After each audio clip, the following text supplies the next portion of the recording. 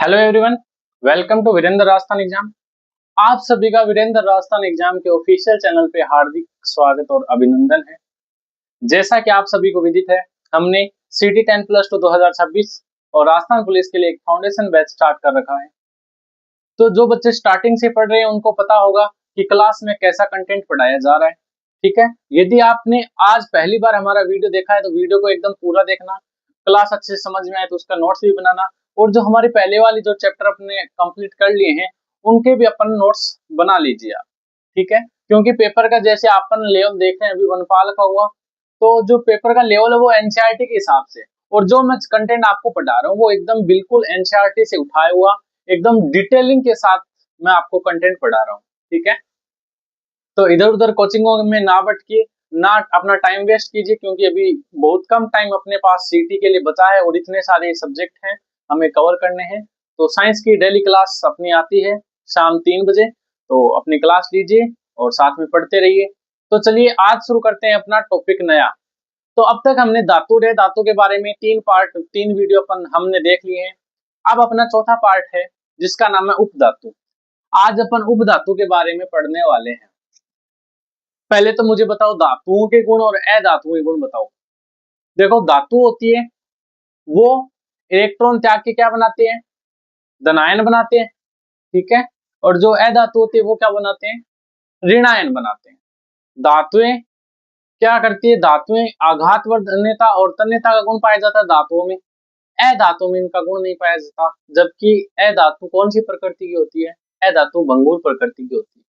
ठीक है, जो धातु होती है वो ठोस अवस्था में पाई जाती है, कठोर होती है, लेकिन जो अधातु है वो ठोस अवस्था में भी होती है, द्रव अवस्था में भी होती है और गैसीय अवस्था में भी होती है।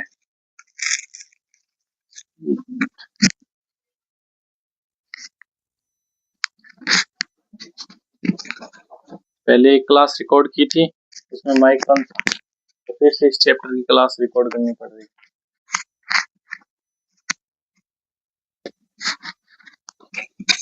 अरे यार, माइक लगाना नहीं आता, टीचर बने यार। तो हाँ, अब देखो, तो धातुएं विद्युत की सुचालक होती है जबकि अधातु विद्युत की कुचालक होती है। ठीक है, धातु रे धातु की ये कुछ भौतिक गुण है, सबकी अलग अलग अपवाद भी है। ठीक है, जो इन गुणों की पालना नहीं करते हैं इनके विपरीत चलते हैं। अब देखो, जो अपनी उपधातु है, अब अपन उपधातु पे आते हैं। उपधातु क्या होती है, तो जो उपधातु है ये मध्यवर्ती गुण प्रदर्शित करती है।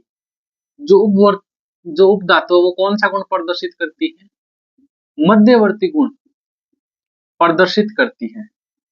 ठीक है, यहाँ पे मध्यवर्ती गुण से क्या तात्पर्य है, प्रदर्शित करती है।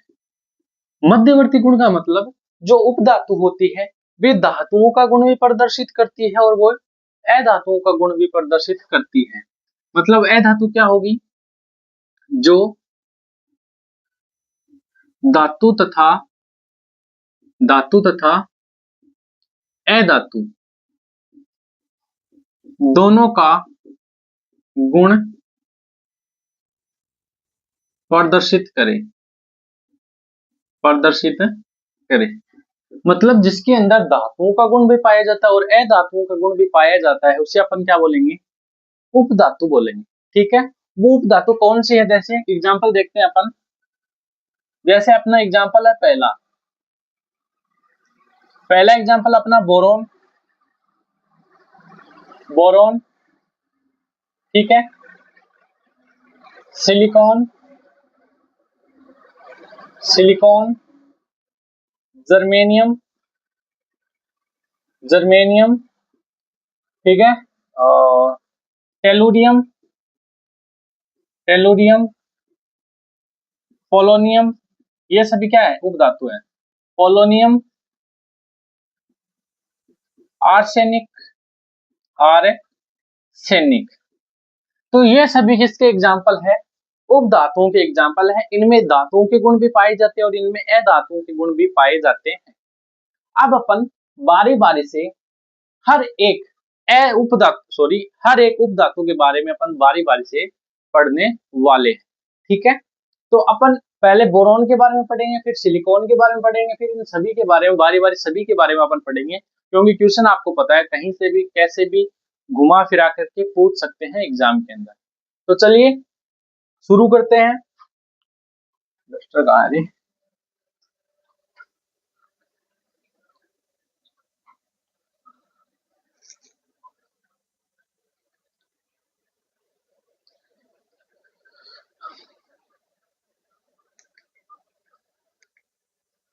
अब देखो, अब अपन बात करने वाले हैं बोरॉन के बारे में, ठीक है, मिटाया नहीं।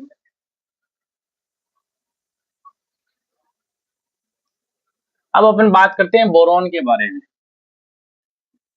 पहली अपनी उप धातु कौन सी है? बोरॉन। बोरॉन को किससे दर्शाते हैं? कैपिटल बी से, ठीक है। मैंने आपको बोला था कि 30 तक तत्व तो आप ऐसे ही याद कर लीजिए, उसमें यही आता है। देखो, hydrogen, helium, lithium, beryllium, boron, carbon, nitrogen, oxygen, fluorine, neon, sodium, magnesium, aluminium, silicon, phosphorus, sulphur, chlorine, argon, potassium, calcium, cadmium, titanium, vanadium, chromium, manganese, iron, cobalt, nickel, copper, zinc, ठीक है। इस तरह से लगातार आपको ये तो जरूर ही याद होने जरूरी है। तो अपन बात करते हैं बोरॉन की, ठीक है। तो जो बोरॉन है इसका एक गुण क्या है? ये सामान्य ताप पर, यह है सामान्य ताप पर विद्युत का सुचालक होता है। क्या होता है ये? विद्युत का सुचालक होता है, सुचालक होता है। और आपको पता है धातुएं क्या होती है? विद्युत की सुचालक होते हैं। मतलब ये क्या है, इसमें धातुओं का गुण पाया जाता है। बोरॉन में क्या पाया जाता है? धातुओं का गुण पाया जाता है। लेकिन साथ ही इसमें एक कंडीशन और ये भी है कि निम्न ताप पर विद्युत का कुचालक होता है, विद्युत का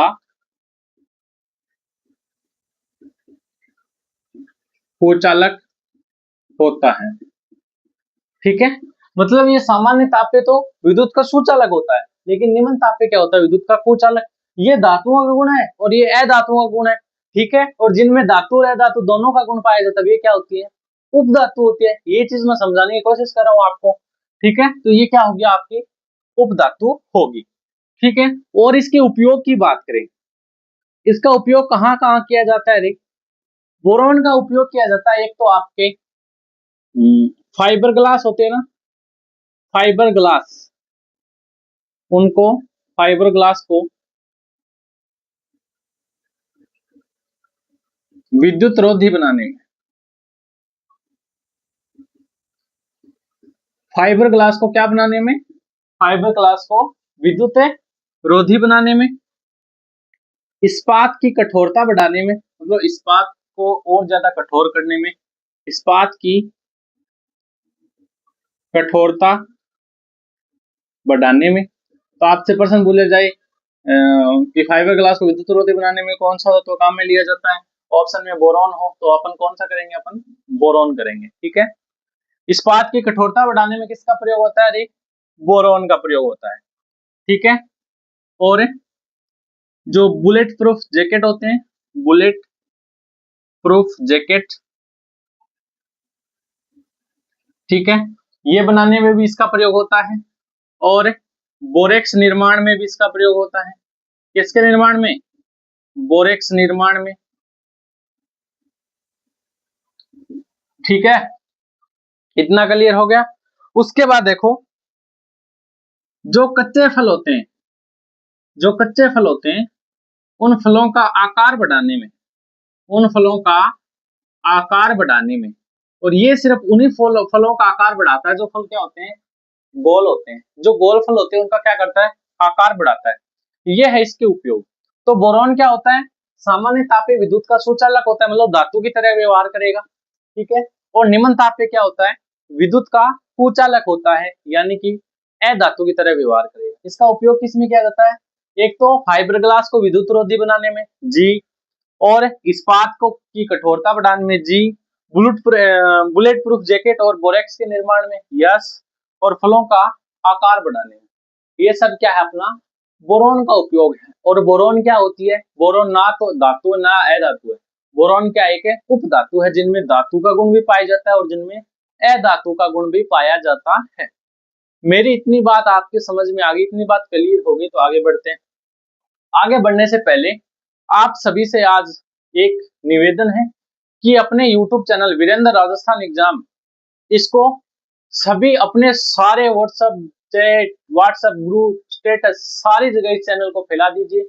इस चैनल को खूब सब्सक्राइब करवाइए, ठीक है, क्योंकि ये चैनल आगे बढ़ेगा तब हमें मोटिवेशन मिलेगा और अच्छे से और डीप कंटेंट पढ़ाने में, ठीक है। और आपको हमेशा याद रखा जाएगा हमारी सफलता में, क्योंकि एक सब्सक्राइबर से हमारी बहुत ज्यादा मदद होती है, ठीक है। अभी हमारे जो लाइव क्लास है वो स्टार्ट होने में इश्यू आ रहा है, क्योंकि लाइव क्लास स्टार्ट नहीं हो पा रही है। अगर हो पा रही है तो वो 30 मिनट से ज्यादा की क्लास हम नहीं ले पा रहे हैं, बीच में बंद हो जाती है।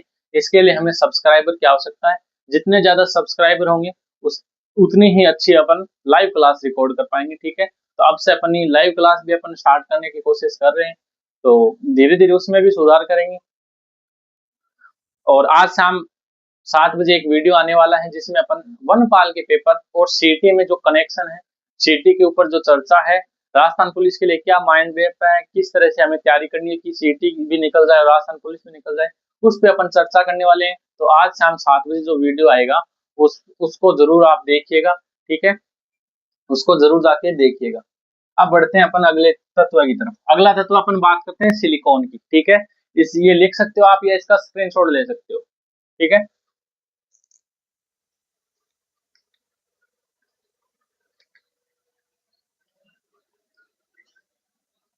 अब अपनी दूसरी कौन सी है? दूसरी अपनी उप धातु है सिलिकॉन। क्या है? सिलिकॉन। तो जो सिलिकॉन है ये अलग अलग धातुओं के साथ मिश्रित होकर के नया यौगिक बनाती है, ठीक है। यह विभिन्न धातुओं के साथ, विभिन्न धातुओं के साथ, धातुओं के साथ यौगिकों के रूप में पाई जाती है। यौगिकों के रूप में, यौगिकों के रूप में पाई जाती है। जैसे एग्जाम्पल देखें तो सिलिका, ठीक है, सिलिका, और एक होता है सिलिकेट, सिलिकेट, सिलिकेट, ये कर दो, ठीक है, सिलिकेट। तो विभिन्न धातुओं के साथ मिश्रित रूप से यौगिकों के रूप में पाई जाती है, ठीक है। और जो पृथ्वी पर जो अधिकतर चट्टानें हैं, पृथ्वी पर अधिकतर चट्टानें, अधिकतर चट्टानें, जो पृथ्वी पर अधिकतर चट्टानें हैं वो किसकी बनी होती है? पृथ्वी पर अधिकतर चट्टानें सिलिकेट की बनी होती है, सिलिकेट की बनी होती है। जो पृथ्वी पर अधिकतर चट्टानें हैं वो सिलिकेट की बनी होती है। उसके बाद अपन देखें, उसके बाद अपन देखें कि इसका उपयोग कहाँ कहाँ किया जाता है। तो इसका मुख्य उपयोग किया जाता है अर्धचालक बनाने में, ठीक है, अर्धचालक बनाने में, जिसमें जैसे ट्रांजिस्टर बनाने में, ट्रांजिस्टर, जो ट्रांजिस्टर होता है ना वो सिलिकॉन का बना होता है। और एक पर्सन जो बहुत बार एग्जाम पूछा जाता है, कंप्यूटर चिप किसकी बनाई होती है? तो कंप्यूटर चिप में भी सिलिकॉन होता है, कंप्यूटर चिप बनाने में, चिप बनाने में। एक होता है आपका सोलर सेल, जो सोलर सेल होता है उसमें भी किसका प्रयोग होता है? सिलिकॉन का प्रयोग होता है सोलर सेल में। ये किसके उपयोग है? अपने सिलिकॉन। तो कंप्यूटर चिप में कौन सी उपधातु का प्रयोग होता है? कौन सी धातुओं का प्रयोग होता है? सिलिकॉन का। ट्रांजिस्टर में किसका प्रयोग होता है? सिलिकॉन का। अधिकतर जो चट्टानें है वो किसकी बनी होती है? सिलिकेट की। सिलिकेट किसका यौगिक है? सिलिकॉन का। और सोलर सेल में किस तत्व का प्रयोग किया जाता है? सिलिकॉन का, ठीक है। तो ऐसे प्रश्नों को आप अच्छे से ध्यान में रखिए, ठीक है। सिलिकॉन कंप्लीट हो गया। अब आगे बढ़ते हैं अपन। अब देखो अगली है अपनी जर्मेनियम। जर्मेनियम देखो, जर्मेनियम एक तो जर्मेनियम है वो चमकदार होती है। जर्मेनियम क्या होती है? चमकदार होती है। अब आपको पता है चमकदार है यानी कि इसमें कौन सा गुण है? धातुओं का गुण है, क्योंकि धातुएं क्या होती है? चमकीली होती है। लेकिन ये क्या होती है? जर्मेनियम है भंगुर प्रकृति, और भंगुर प्रकृति किसका गुण है? अधातुओं का। तो इसमें धातु का गुण भी है और अधातु का गुण भी है, इसलिए ये क्या है? उपधातु है। और जर्मेनियम का प्रयोग क्या कहाँ किया जाता है? अन्य धातुओं के साथ, अन्य धातुओं के साथ मिश्र धातु बनाने में। ठीक है, अन्य जितनी भी धातुएं उनके साथ है, कोई ना कोई किसी ना किसी के साथ मिला करके इसको मिश्र धातु बनाया जाता है, मिश्र धातु बनाने में। ठीक है, और जो जर्मेनियम है उससे बहुत ही अच्छा उत्तम उत्तम अर्धचालक बनता है। ठीक है, बहुत ही अच्छा अर्धचालक है, बनता है। और इसका प्रयोग किया जाता है ट्रांजिस्टर बनाने में। इसका प्रयोग किया जाता है ट्रांजिस्टर बनाने में। ठीक है, एक मिनट। तो देखो अपना जो जर्मेनियम है ये क्या होता है? चमकदार होता है। इसकी प्रकृति कौन सी होती है? भंगुर प्रकृति। और ये अन्य धातुओं के साथ मिश्रित होकर के अन्य धातु के साथ मिश्रित होकर के नई धातु का निर्माण होता है, और ये एक अच्छी अर्धचालक है, और इसका प्रयोग होता है ट्रांजिस्टर बनाने में। अब देखो अपनी अगली उपधातु है आर्सेनिक। ठीक है, आर्सेनिक क्या है? यह एक तो आपकी है कीटाणुनाशी, कीटाणुनाशी है। यह जीवाणुनाशी भी है। क्या है? जीवाणुनाशी भी है। और यह क्या है? विषाणुनाशी भी, विषाणुनाशी। ठीक है, आर्सेनिक का प्रयोग किसमें किया जाता है? कीटनाशक के रूप में। इसका उपयोग किया जाता है कीटनाशक के रूप में। ठीक है, तो जी आर्सेनिक का प्रयोग कहाँ किया जाता है? कीटनाशक में। प्रश्न आ जाए कीटनाशक के उपयोग के रूप में किस तत्व का प्रयोग किया जाता है? चार ऑप्शन हो जिनमें से तीन तो किए ना जाए, और चौथा ऑप्शन यदि आर्सेनिक है तो अपना और आर्सेनिक ऑप्शन क्या हो जाएगा? सही हो जाएगा। ठीक है, लेकिन पहले चारों तत्वों को देखना कि कौन सा तत्व है कीटनाशक के लिए उपयोग में किया जाता है। यदि आर्सेनिक है तो आर्सेनिक। ठीक है, और इसका प्रयोग कहाँ किया जाता है? इसका प्रयोग किया जाता है गैलियम आर्सेनाइड के रूप में।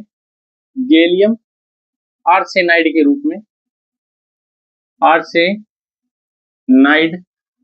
के रूप में, जो आपकी एलईडी होती है ना उसमें के रूप में, एलईडी में। ठीक है, एलईडी में इसका प्रयोग किया जाता है। और इसका प्रयोग किया जाता है घड़ी बनाने में व कैलकुलेटर बनाने में, कैलकुलेटर में। ठीक है, तो इन सब में किसका प्रयोग किया जाता है? आर्सेनिक का प्रयोग किया जाता है। तो आर्सेनिक क्या है? आर्सेनिक कीटाणुनाशी है, जीवाणुनाशी है, विषाणुनाशी है। आर्सेनिक का प्रयोग कीटनाशक के रूप में होता है। गैलियम आर्सेनाइड के रूप में यह एलईडी में पाया जाता है, घड़ी व कैलकुलेटर में पाया जाता है। ठीक है, और जो आर्सेनिक है वो लेड धातु के साथ मिलकर के, लेड धातु के साथ, ठीक है, लेड प्लस आर्सेनिक यानी कि Pb प्लस एस, ये दोनों मिलकर के क्या किसका निर्माण करती है? मिश्र धातु का निर्माण करती है। तो ये हमेशा लेड के साथ मिश्र धातु का निर्माण करेगी। ठीक है, किसके साथ करेगी? लेड के साथ। इतनी बात क्लियर होगी। अब अपनी अगली उपधातु की तरफ बढ़ते हैं, तो ये मिटा देते हैं। अब देखो चालू है ना? हाँ, नेक्स्ट है अपना, नेक्स्ट अपन बढ़ते हैं टेलुरियम। टेलुरियम उपधातु का प्रयोग कहाँ किया जाता है? तो सबसे पहले टेलुरियम उपधातु का प्रयोग किया जाता है जो सीडी और डीवीडी होती है ना, पुराने टाइम में बहुत ज्यादा आती थी, तो सीडी और डीवीडी निर्माण में टेलुरियम का प्रयोग किया जाता है। ठीक है, और इसका प्रयोग कहाँ किया जाता है? तेल शोधन में, तेल शोधन में उत्प्रेरक के रूप में। किसके रूप में? उत्प्रेरक के रूप में। तो सीडी व डीवीडी निर्माण में इसका प्रयोग होता है और तेल शोधन में उत्प्रेरक के रूप में इसका प्रयोग होता है। यह हो गया अपना टेलोरियम। उसके बाद एक अपना है पोलोनियम। क्या है? पोलोनियम। तो पोलोनियम का प्रयोग बताओ। एक तो पोलोनियम का प्रयोग किया जाता है अल्फा कणों के उत्सर्जक के रूप में। अल्फा कणों के उत्सर्जक के रूप में, उत्सर्जक के रूप में। और इसका प्रयोग किया जाता है अनुसंधान क्षेत्रों में। जितने भी साइंटिस्ट वगैरह है ना, अनुसंधान क्षेत्र, लेबोरेटरी बोलते हैं जिसको, वहां पे इसका प्रयोग किया जाता है अनुसंधान क्षेत्रों में, अनुसंधान क्षेत्रों। ठीक है। और पोलोनियम का प्रयोग कहाँ किया जाता है? और पोलोनियम का प्रयोग किया जाता है अंतरिक्ष में, अंतरिक्ष में उपकरणों में ऊष्मा स्रोत के रूप में। जो अंतरिक्ष में उपकरण होते हैं वहां ऊष्मा स्रोत के रूप में पोलोनियम तत्व का प्रयोग किया जाता है। ठीक है। तो ये है टेलुरियम और पोलोनियम। टेलुरियम और पोलोनियम उपधातु को आपने अच्छे से देख लिया। तो देखो फिर से बोल देता हूं, जो उपधातु होती हैं जिनमें धातुओं का गुण भी पाया जाता है और उनमें अधातुओं का गुण भी पाया जाता है। ठीक है। अपने उपधातुओं के बारे में पढ़ लिया। ये सभी क्या है? उपधातु है। ठीक है। अब देखो, अब अपन आगे बात करेंगे जो इंपॉर्टेंट गैस वगैरह हैं, जो तत्वों के अंदर ही होती हैं, जो इंपॉर्टेंट गैस हैं, प्रमुख गैस, उन गैसों के बारे में भी अपन चर्चा करने वाले हैं जिनसे प्रश्न बहुत बार पूछा जाता है। ठीक है। तो अब तक हमने धातु पढ़ ली, अधातु पढ़ ली और उपधातु भी हमने पढ़ ली। अब अपन बात करेंगे इंपॉर्टेंट गैसों के बारे में। तो चलिए शुरू करते हैं आज की क्लास फिर से। आज की क्लास तो स्टार्ट कब की हो चुकी है यार, ये माइक दिख रही है क्या? है तो चालू।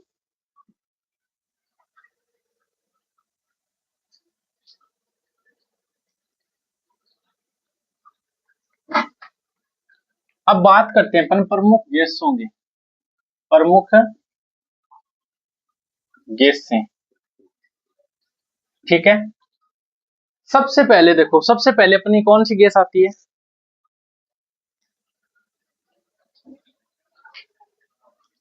आज अपन पढ़ेंगे पहली गैस अपने नाइट्रोजन। ठीक है। तो देखो कल भी अब हमने नाइट्रोजन के बारे में पढ़ा।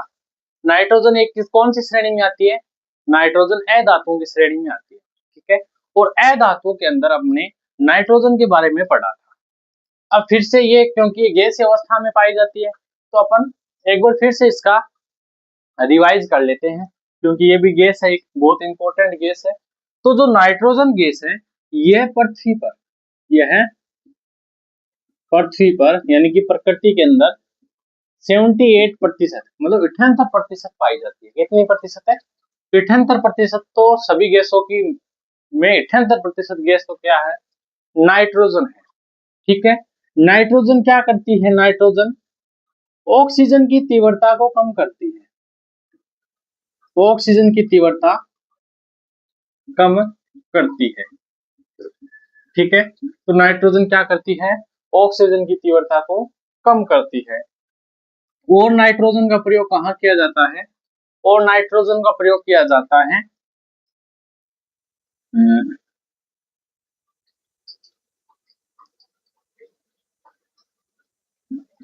आग को बुझाने के लिए। नाइट्रोजन का प्रयोग कहाँ किया जाता है? आग को बुझाने में। देखो आग के बुझाने में कैसे इसका प्रयोग होता है। आपको पता है कि कोई भी, मतलब अग्नि है, कोई आग है, वो आग कब लगेगी? वो आग कब लगेगी? जब वो किसी, उसको ऑक्सीजन मिलेगी। क्या मिलेगी? ऑक्सीजन। ऑक्सीजन के बिना आग नहीं लग सकती। ऑक्सीजन के बिना आग नहीं लग सकती। तो उस आग को जो ऑक्सीजन मिल रही है, ऑक्सीजन की वजह से आग लग रही है, तो नाइट्रोजन क्या करती है? उस ऑक्सीजन की तीव्रता को क्या कर देगी?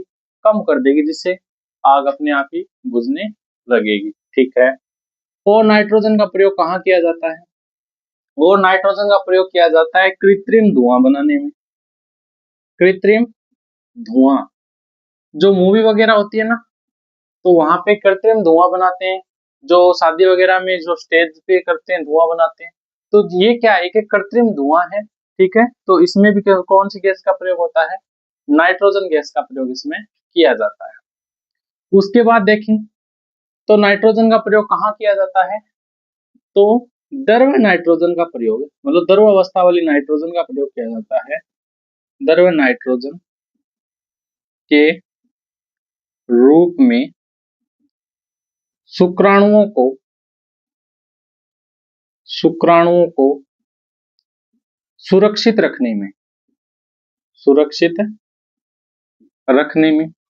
ठीक है, आपने पशु डॉक्टर वगैरह देखे होंगे, वो अपने पास एक बड़ी सारी टंकी रखते हैं जिसके अंदर कौन सी होती है, उसके अंदर द्रव नाइट्रोजन होती है, और ये बहुत ही ठंडी होती है। ये क्या होती है, बहुत ही ठंडी होती है। जो जो उन बेलों के क्या करती है, उसके सीमेंट, जो उनके जो शुक्राणु हैं, उन शुक्राणुओं को सुरक्षित रखती है ताकि वे नष्ट ना हो सके। ठीक है, उनको सुरक्षित रखने का कार्य करती है।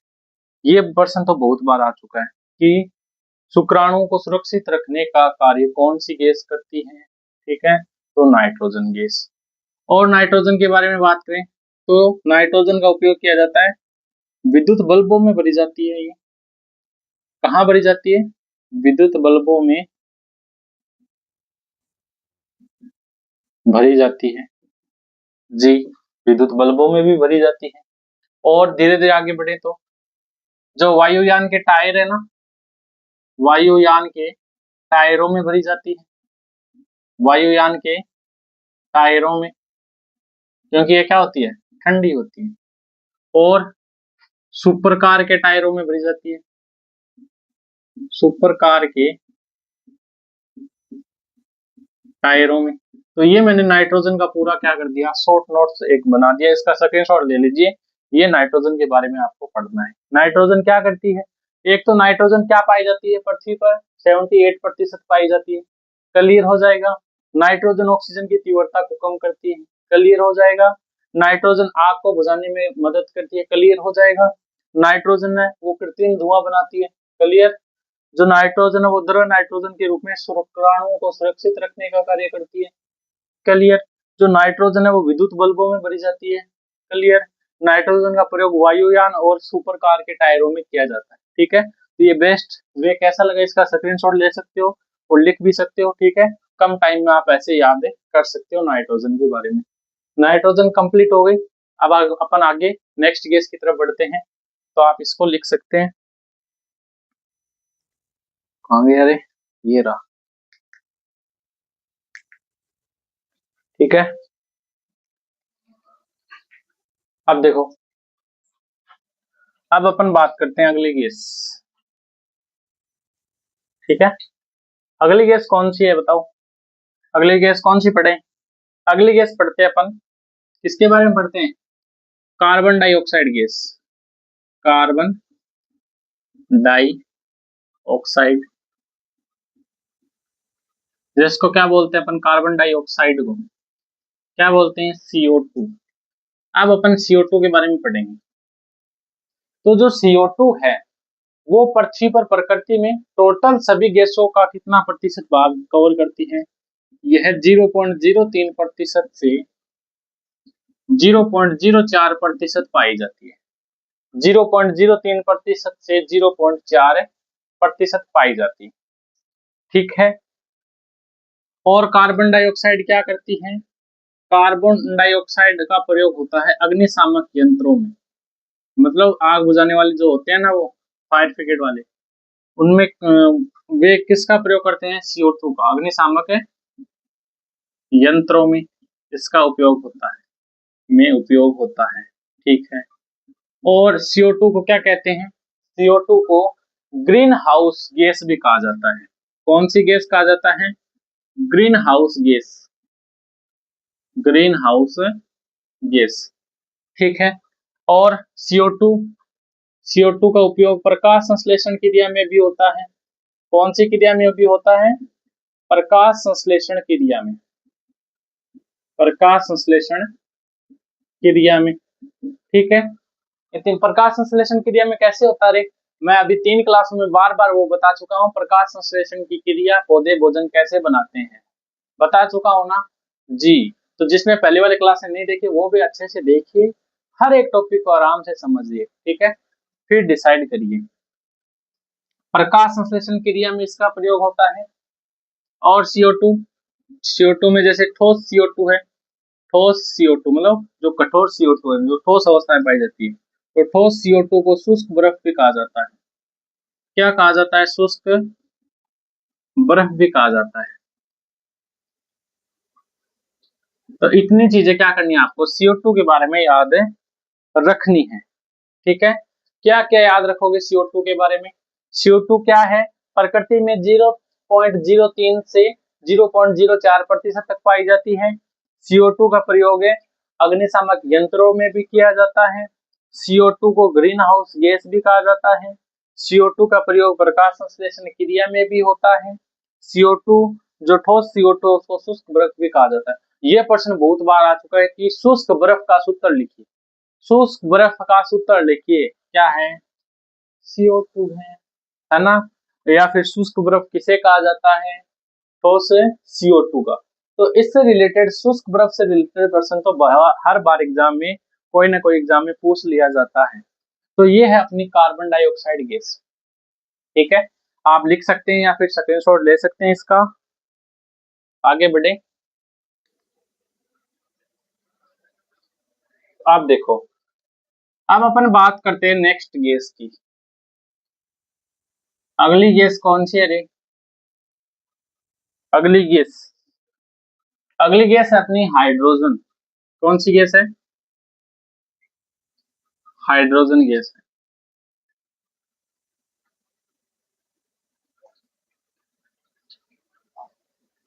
हाइड्रोजन गैस के बारे में इंपॉर्टेंट बात बताओ।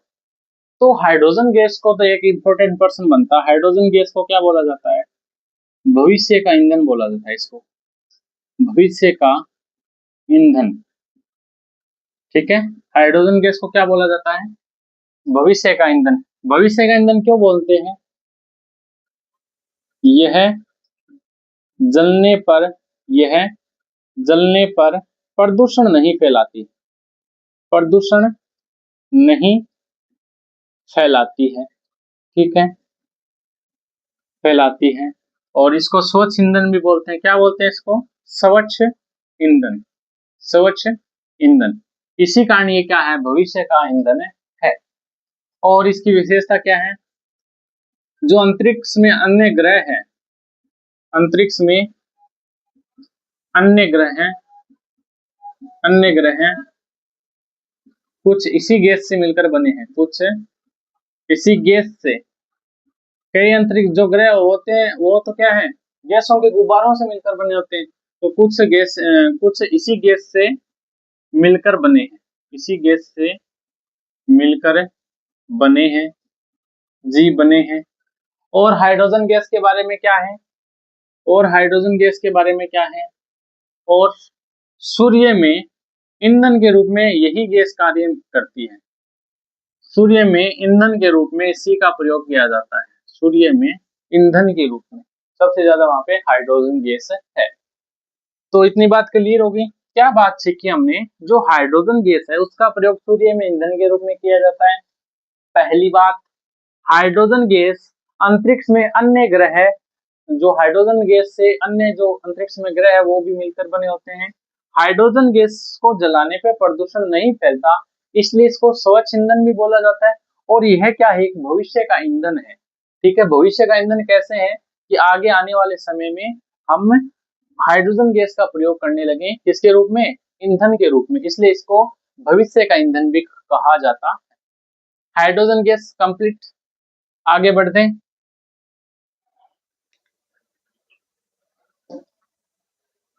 आप देखो अगली गैस,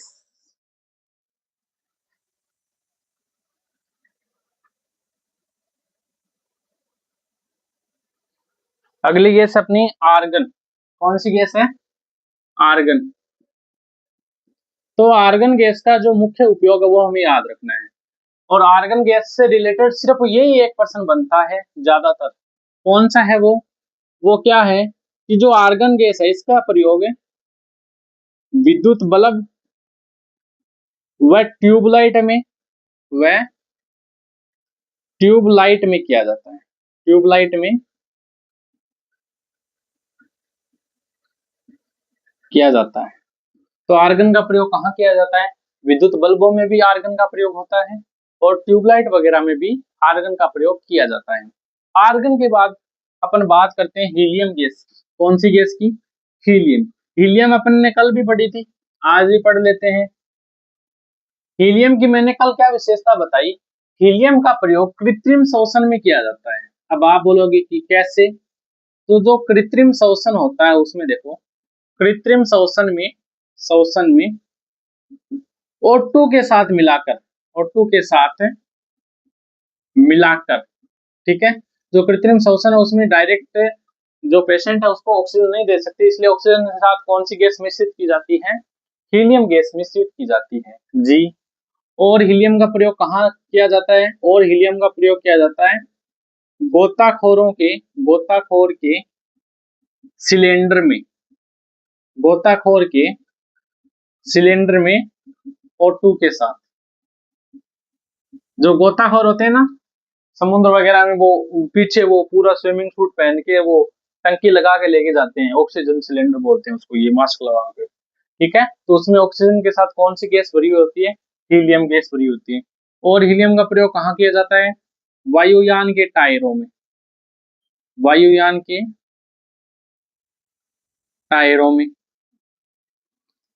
जी। और हीलियम का प्रयोग किया जाता है गुब्बारे फुलाने में, गुब्बारे फुलाने में, ठीक है। ये किसके प्रयोग है? हीलियम के।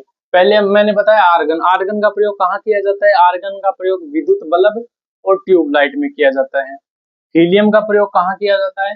हीलियम का प्रयोग कृत्रिम श्वसन में ऑक्सीजन के साथ मिलाकर, कृत्रिम श्वसन में ऑक्सीजन के साथ मिलाकर और गोताखोरों के सिलेंडर में ऑक्सीजन के साथ, ठीक है। हीलियम का प्रयोग गुब्बारे फुलाने में किया जाता है।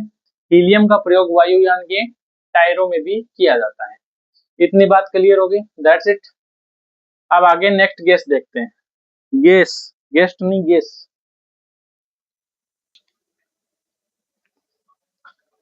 अब देखो नेक्स्ट अपन बात करते हैं ऑक्सीजन और नियोन के बारे में, ठीक है।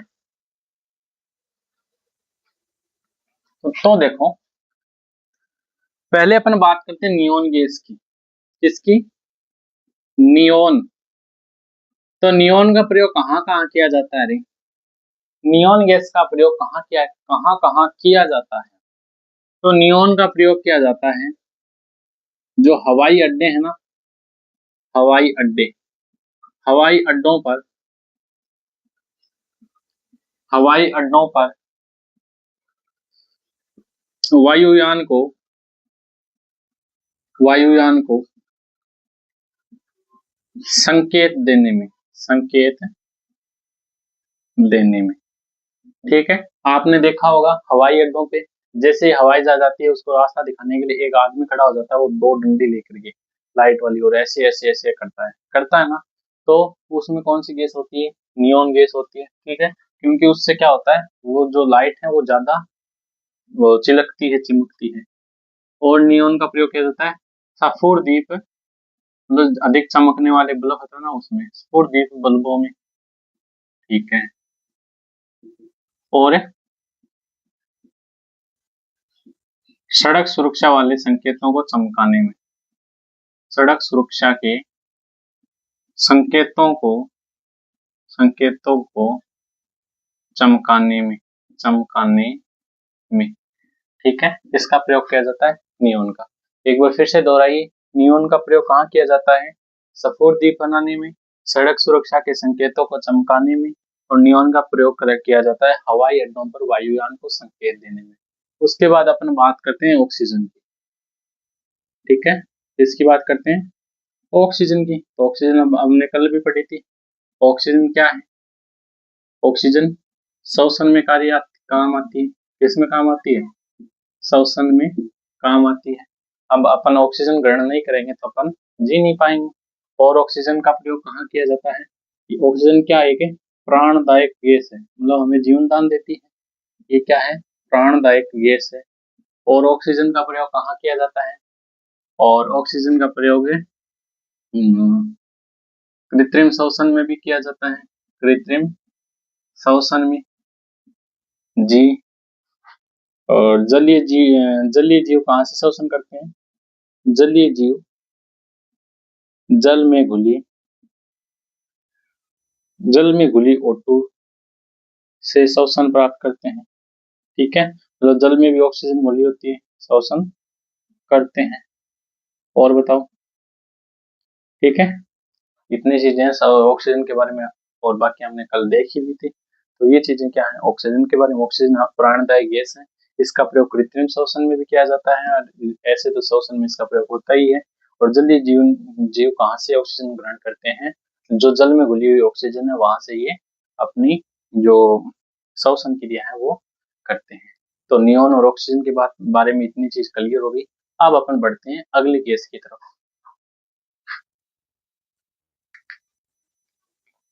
अब देखो, एक बहुत ही ज्यादा इंपॉर्टेंट गैस, आपने एक नाम सुना होगा, कार्बन मोनोऑक्साइड।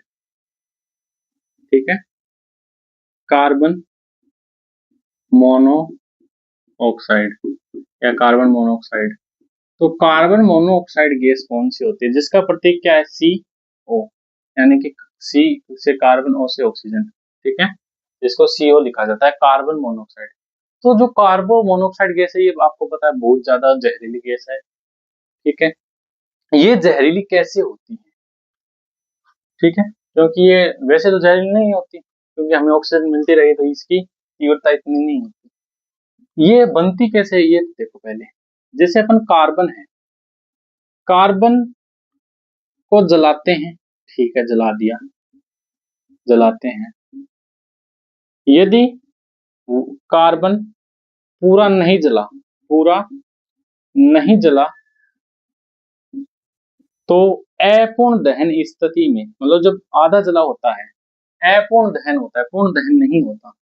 तो अपूर्ण दहन की स्थिति में, अपूर्ण दहन की स्थिति में कार्बन मोनोऑक्साइड गैस प्राप्त होती है, कार्बन मोनोऑक्साइड गैस निकलती है। ठीक है, तो जो कार्बन होता है उसका यदि अपूर्ण दहन हो तो कौन सी गैस निकलती है? कार्बन मोनोऑक्साइड गैस निकलती है। और इसका एक प्रभाव और है, आपने सुना होगा कि जैसे हमारे गांव में तीन चार साल पहले केस हुआ था कि कोई लड़का था, वो बंद कमरे में और एक अंगीठी जला करके सो गया। अंगीठी है ना, जला के सोते हैं ना सर्दियों में, तो वो जला करके सो गया, और कमरा क्या था? पूरा बंद था। तो उस अंगीठी से, मतलब उसमें जो भी कोयला वगैरह डालते हैं वो भी क्या है? कार्बन का रूप है। ठीक है, वो जलाते हैं तो उससे बंद कमरे में, पूरे कमरे में कार्बन मोनोऑक्साइड गैस बन गई। ठीक है, कौन सी गैस बन गई? Carbon monoxide gas. और कुछ समय बाद उसका दम घुटने से उस लड़के की मौत हो जाती है। ठीक है, तो देखो ये प्रोसेस कैसी होती है कि जो कार्बन मोनोऑक्साइड गैस है ये जब बाहर नहीं निकल पाती कमरे से इतनी स्पीड से, क्योंकि चारों तरफ से बंद होता है, सर्दियों में ऐसे ही अपन बंद करते हैं, तो हमेशा ये गाइडलाइन होती है कि अंगीठी बंद कमरे में जला करके कभी नहीं सोना चाहिए। क्यों नहीं सोना चाहिए? जो कार्बन मोनोऑक्साइड गैस है ये मानव के ब्लड में जो हीमोग्लोबिन है, मतलब कार्बन मोनोऑक्साइड गैस चारों तरफ फैली है तो वो हमारे शरीर में तो जाएगी, हमारे नाक द्वारा, हमारे श्वसन द्वारा वो हमारे शरीर में जाएगी। और हमारे शरीर में जाकर के, आपको पता है ऑक्सीजन कहाँ मिलती है हमारे शरीर में? रक्त में मिलती है, खून में मिलती है। वैसे ही कार्बन मोनोऑक्साइड गैस है वो जाकर के हमारे खून में मिलेगी। कहाँ मिलेगी? खून में। और हमारे रक्त में क्या पाया जाता है? मानव रक्त के अंदर क्या पाया जाता है? हीमोग्लोबिन पाया जाता है। क्या पाया जाता है? हीमोग्लोबिन पाया जाता है। ठीक है, तो जो कार्बन मोनोऑक्साइड गैस है वो हीमोग्लोबिन के साथ क्या करेगी? रिएक्ट करेगी। ठीक है, और किसका निर्माण कर देगी? किसका निर्माण कर देगी? कार्बोक्सी हीमोग्लोबिन का, कार्बोक्सी हीमोग्लोबिन का निर्माण कर देगी। ठीक है, तो रक्त में क्या पाया जाता है? हीमोग्लोबिन। और वो कार्बन मोनोऑक्साइड गैस है वो हमारे खून में हीमोग्लोबिन के अंदर मिल करके इसका निर्माण करेगी कार्बोक्सी हीमोग्लोबिन। ठीक है, उससे क्या होगा, ये जो बन रही है ये क्या है, बहुत ही विषैला पदार्थ है। ये क्या है, बहुत ही विषैला पदार्थ है, जहर से भी ज्यादा खतरनाक बन जाएगा। ठीक है, जिससे क्या हो जाता है, धीरे धीरे उस व्यक्ति की दम घुटने से मौत हो जाती है। ये होता है जब अपन बंद कमरे में अंगीठी जला करके सो जाएं। तो हमेशा एक चीज याद रखना, बंद कमरे में कभी भी अंगीठी जला करके नहीं सोना चाहिए। ठीक है, कार्बन मोनोऑक्साइड कैसे बनती है, कार्बन के अपूर्ण दहन से। तो अब तक हमने धातु भी पढ़ ली, अधातु भी पढ़ ली, जो इंपॉर्टेंट गैस है वो भी पढ़ ली, और हमने उपधातु के बारे में पढ़ लिया। तो आज के चैप्टर को यहीं पे करते हैं खत्म। कल से अपना जो चैप्टर है उसका नाम होगा कार्बन। तो कार्बन वाला चैप्टर अपन कल स्टार्ट करेंगे, और बिल्कुल अच्छे से, बिल्कुल बेसिक से हर एक चीज, जैसे हमने धातु अधातु का चैप्टर किया वैसे ही, क्योंकि कार्बन का चैप्टर थोड़ा बड़ा होगा, क्योंकि हमने कार्बन भी अपन को पढ़ने हैं, कार्बन के अपरूप भी पढ़ने हैं, साबुन अपमार्जक के बारे में पढ़ना है। ठीक है, मतलब कार्बन कार्बन के ऊपर 7-8 क्लासें हो जाएंगी। अलग अलग हाइड्रोकार्बन के बारे में भी पढ़ना है। तो ये सभी क्लास, ये सभी चैप्टर, हर एक क्लास का लिंक दूसरी क्लास से होगा। तो आप बिल्कुल बेसिक से हमारे साथ बने रहोगे, तभी आपको नेक्स्ट क्लास समझ में आएगी। कुछ बच्चे क्या करते हैं, एक क्लास ली, 2-3 छोड़ दे बीच में, 2-3 दिन, और फिर से क्लास लेते हैं, उनको समझ में नहीं आता, फिर वो चैनल छोड़ के चले जाते हैं। तो पहले तो आप हमारे साथ जुड़िए विश्वास करके। ठीक है, सिलेक्टेड है तो आपका भी सिलेक्शन करवाएंगे। तो पहले जुड़िए, साथ साथ में पढ़ते रहिए, नोट्स भी बनाना जरूरी है। मैंने आपको बताया वनपाल में हमारे जो थ्योरी मैंने करवाई थी उससे क्वेश्चन आए हैं। ठीक है, और जो जीके का जो लेवल है वनपाल के अंदर वो कहाँ से है वो भी मैं बता देता हूँ। जो जीके का क्वेश्चन जो आए हैं सभी के सभी, वो आए हैं जो 9th और 10th के ना एनसीईआरटी राजस्थान अध्ययन वाली कला संस्कृति वाली, उससे तो 40-50 क्वेश्चन तो 9th और 10th से आए हैं। 140-50 क्वेश्चन ओनली फॉर एनसीईआरटी, वो भी राजस्थान कला संस्कृति इतिहास वाली। तो आप ज्यादा कोचिंग और नोट्स में न जा करके, जो लोग एनसीईआरटी के हिसाब से पढ़ा, जैसे मैं एनसीईआरटी पढ़ा रहा हूँ पूरी, ठीक है, हर एक क्लास में से मैंने हर एक चीज उठा करके टॉपिक से रिलेटेड मैंने खुद के नोट्स तैयार किए हैं पूरे, एकदम एनसीईआरटी से। क्योंकि आप साइंस के एनसीईआरटी लेके बैठोगे आपके कुछ पल्ले नहीं पड़ेगा। ठीक है, 6 से लेकर 10 तक बहुत सारी एनसीईआरटी हो जाएगी, हर एक क्लास में ये चैप्टर है। ठीक है, 6th 7th में पढ़ोगे, 8th में पढ़ोगे, हर एक क्लास से ऐसे आप नहीं उठा पाओगे, इतना टाइम भी नहीं है। ठीक है, अभी तो टाइम कम है, 3 महीने। तो आप एक काम करिएगा, हमारी क्लास के साथ जुड़िए, डेली साइंस को अच्छे से पढ़िए, रीजनिंग की क्लास लीजिए। ठीक है, क्योंकि हम अपन पूरा एनसीईआरटी में पूरा डीप जा करके अपन कंटेंट तैयार करते हैं। तो इस कंटेंट की रेस्पेक्ट कीजिए, साथ साथ में नोट्स बनाते रहिए, पढ़ते रहिए, और रीजनिंग की क्लासें भी आप साथ साथ में लेते रहिए, प्रैक्टिस करते रहिए। मिलते हैं नेक्स्ट वीडियो में। जय राजस्थान, जय Rajasthani, best of luck your seat exam. और जिसने फॉर्म अप्लाई नहीं किया वो जल्दी से जल्दी फॉर्म अप्लाई कर दीजिए, क्योंकि फिर लास्ट डेट के आसपास दिक्कत होने लग जाती है। ठीक है, कईयों के फॉर्म रह जाते, क्योंकि पिछली बार मैं सीटी के फॉर्म के लिए मैंने बोला था, तब मैं ट्रेनिंग पे था, तब मैंने बोला था, तो लास्ट डेट को बोला था, लास्ट डेट को मेरा फॉर्म अप्लाई नहीं हो पाया। ठीक है, मैंने अभी तक सीटी का एग्जाम नहीं दी, लेकिन सीटी का एग्जाम होने के बाद जो पेपर होता है वो पूरे पेपर मैंने एनालिसिस किए, सभी क्वेश्चन मैंने देखे हैं, सभी को कैसे करना है वो भी मैंने देखा है, पूरा कंटेंट देखा है, सब कुछ पढ़ा है। ठीक है, और अभी जैसे प्रिपरेशन कर रहा हूँ आगे के लिए, तो जो मेरे बीच में जो एग्जाम आ रही है ये सभी साथ में तैयारी में थोड़ा अलग करता हूँ, लेकिन ये चीजें मेरे कोर्स में आती है, इसलिए मैं इन चीजों को थोड़ा ज्यादा डीपली पढ़ता हूँ, वो आपको समझाता हूँ। ठीक है, मैं ये सीटी की तैयारी नहीं करता, ना राजस्थान पुलिस की करता हूँ, मेरी तैयारी अलग है। लेकिन मेरे सिलेबस के अंदर ये सारी चीजें हैं जो मुझे लगा कि ये आपके लिए भी फायदेमंद है, इसलिए जो मैं पढ़ता हूँ वो मैं आपको पढ़ा रहा हूँ। ठीक है, तो नेक्स्ट वीडियो में मिलते हैं।